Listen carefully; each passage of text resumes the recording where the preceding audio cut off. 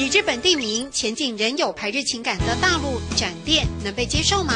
品牌设计总监吴宏淼用创意一刀切开历史窠臼，为台商客户的餐厅借来东风。日本许多的文化都来自于唐朝，所以我们找到了杜甫的一首诗：“绝代有佳人，幽居在关山。”其实我们稍微调一下，就把代官山定好。擅长找市场定位，再专精切割，客户迅速拓展20家店。另一个汽车品牌前进对岸也找上吴宏淼。那大陆叫大鹏鸟，在美国叫老鹰。那因为我们就去了解，哇，大陆那个豪迈的、广阔的、辽阔的一个环境，车子那个驰骋的意象。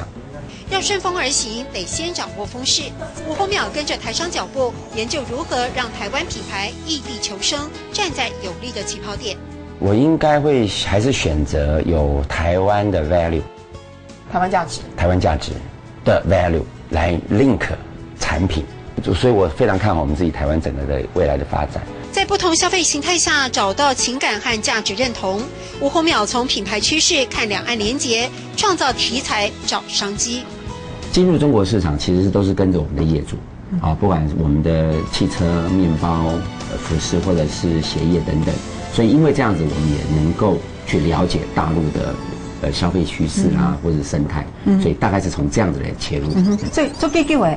做董几位，董多年呢？哦，做多久？20年呢？20年，就是做很多年了，真的。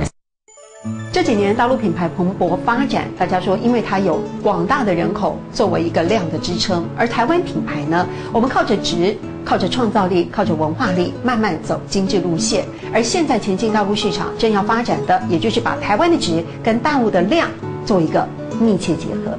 做几位，懂多年嘞，做几位，懂多年嘞。